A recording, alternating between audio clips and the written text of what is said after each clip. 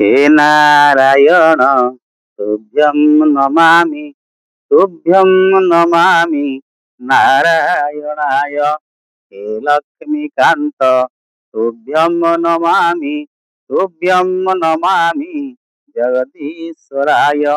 हे शान्ताकारं तुभ्यं नमामि तुभ्यं नमामि नारायणाय तुभ्यं नमामि नारायणाय। सज्जन, आज ମୁଁ ଯୋଉ ଆପଣ ମାନଙ୍କୁ कर उत्तोलन करी दृश्य देखली, यह हूँ गरुड़ स्तुति। अर्थात जिते गरुड़ प्रभु पाखु जाऊ था, जगतकर्ता नारायण गरुड़ को आवाहन कर डाकी था, स्मरण कर रम्य द्वीप गरुड़ अच्छी। स्मरण मात्र के गरुड़ कौन करे, गरुड़ कौन करे ना उड़ी उड़ी जाए। गरुड़ उड़ी उड़ी के जाए से गरुड़ तार जो डेणा बा जो पक्ष, से पक्ष भी गरुड़ आहु लेके गरुड़ उड़े से कहता है, हे नारायण तुभ्यम नमामि तुभ्यम नमामि नारायणाय। हे लक्ष्मीकांत तुभ्यम नमामि तुभ्यम नमामि जगदीश्वराय। हे शांताकारं तुभ्यम नमामि तुभ्यम नमामि हे शांताकारं। कहीं गरुड़ कथा कहे एवं मु आपन को एक कथा कहबार कारण कौन ना, गरुड़ तो सब भगवान का नाम उच्चारण करे, प्रत्येक मुहूर्त से गरुड़ भगवान को स्मरण करुए। तेबे जीवा बाटर मध्य से तार पक्षी हले पर हले से तार प्रभु को डाकी डाकी प्रभु का नाम गाई गाई चल था। अर्थात मु आज आपण मानक ये कथा कहबार कारण, ये तो वृक्ष बंधुर एपिसोड। मु आज वृक्ष बंधु विषय आपण मानक किछि कहबाकू जाउछि एवं गोटे विशिष्ट गछ बा विशेष गछ आपण देखैबाकू जाउछि। सेथिरे गरुड़ कथा कहबार कारण कोन ना, गरुत्मान गरुड़स्त्राक्ष वैनतेय खगेश्वर। आपण जदि गरुड़ नाम को धरती ताले कौन हुए ना, आपण सर्प भयरु मुक्ति पाते, आपण कौन सर्प भय लगे ना। तेबे गरुड़ नाम रे गोटे गछ अच्छी पंडिते, जो गछर ना हूँ पाताल गरुड़ गछ। विशेषत्व मु आपण मान के विषय कहबाकू जाउछि, पाताल गरुड़ गछटी जदि आपण मानक बाड़ी रे लगा जाइछि बा बाड़ी रे गोटे गछ अच्छी आपण लगैचंती, ताहले कोन हबो ना, साप सेठी आसीबे।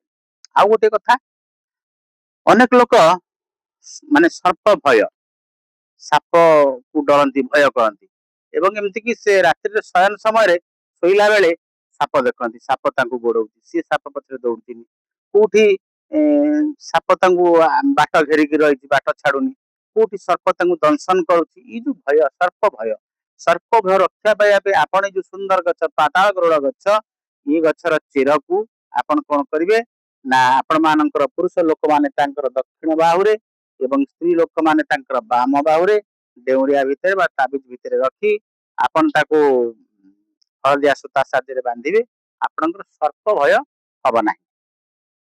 द्वितीय कथा, यदि गछ आपण बाड़ी रोचे लगुच पाताल गरुड़ गछ, तेज से बाड़ी की साप आसबे। आप घर बाड़ी सेठी साप आसबे ना। जदि आपण को सर्प भय लगुच, आपण से चेर को हाथ में बांधे, सर्प भय हब ना।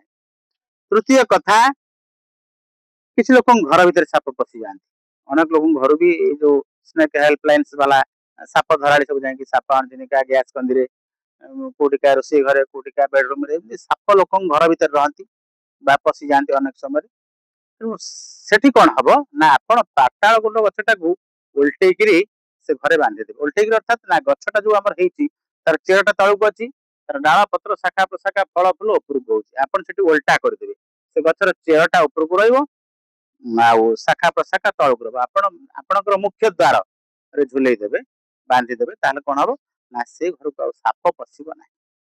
तब एमिति एक सुंदर गछ प्रकृति आमको देइछि, प्रकृति रानी प्रकृति मां आमको देइछि। वृक्ष ही जीवन, वृक्ष ही बंधु, गछ बिना आम बंची परिबा नाही। गछटी माटी, गछटी बंधुटी, गछटी गोटे उत्तम सांग, गोटे गछ गोटे भाई, गछ गोटे भौणी, गछ बापा माँ, गछ सबकिछि, गछ आमर जीवन, गछ बिना आम बंची परिबा नाही। ये सृष्टि स्थिति ये सब असंभव गछ बिना। से भगवान माने जीव जगत सृष्टि करने पूर्व आगे गछ को जन्म दे, वृक्ष को जन्म दे। वृक्ष आमको से सब जोगेब, खाद्य पानीय अम्लजान जाल ବକଳ ଆମେ ଯାହା ଆବଶ୍ୟକ ପିନ୍ଧିବା ଖାଇବା ଲଗେଇବା ଏସବୁ ଯେତେ ପ୍ରକାର କଥା ଆମେ ଗଛରୁ ପାଉଛେ। ତେଣୁ ଭଗବାନ ଆଗେ ଗଛକୁ ସୃଷ୍ଟି କରିଛନ୍ତି, ତାପରେ ଜୀବ ଜଗତ ଆସିଛି।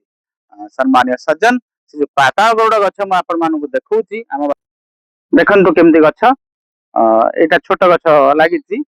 ଦେଖନ୍ତୁ ଏଇଭଳିଆ ଗଛଟି ଆପଣ ଗଛଟି ଆଣିକରି ଲଗାନ୍ତୁ ବାଡିରେ। ଗଛ ମଧ୍ୟ ଆମେ ଚଉରା ପାଖରେ ଲଗେଇଛୁ। ଦେଖନ୍ତୁ ଏଇ ଗଛରେ ଫୁଲ ଆସିଛି, ଛୋଟ ଛୋଟ କଢି ଫୁଲ ହବ। ଦେଖନ୍ତୁ ଗଛର ପତ୍ର ଦେଖନ୍ତୁ, ଆଜ୍ଞା ଏଇଠି ମଧ୍ୟ ଫୁଲ ଆସିଛି ଏବଂ ଏଠି ଗଛରେ ଫଳ ଆସିଛି। ଫଳ ପାଚିଯିବ, ଲାଲ ଲାଲ ଫଳ ହବ। ଏଇ ଫଳ ପଡିଲେ ଏଇଟା ମଞ୍ଜି, ଏଇଟା ପଡିଲା ପରେ ଆପଣଙ୍କ ବାଡି ଘରେ ମଧ୍ୟ ଗଛ ଉଠିବ। ଆଉ ସବୁଠାରୁ ଗୋଟେ ବିଶେଷ କଥା ଯେ ପ୍ରମାଣ ଅଛି, ଯଦି କାହାକୁ ସର୍ପଦଂଶନ ହଉଛି ତେବେ ଏ ଗଛର ଚେରକୁ ଘୋରିକିରି ଆପଣ ସେ ଯୋଉ ଯୋଉ ଜାଗାରେ ସାପ କାଟିଛି ସେଠି ଲଗେଇ ପାରିବେ ଏବଂ ଆକୁ ମରିଚ ସହିତ ବାଟିକିରି ଆପଣ ପିଇବେ। ଏଇଟା 100% କାମ ଦବ କି ନାହିଁ ମୁଁ କହିପାରୁନି, ବିଜ୍ଞାନ ଯୁଗ। ତେଣୁ ବର୍ତ୍ତମାନ ଯାହାକୁ ସାପ ଦଂଶନ କରିବ ସେ ଇଞ୍ଜେକ୍ସନ ନବ, ଡାକ୍ତର ଦେଖେଇବ।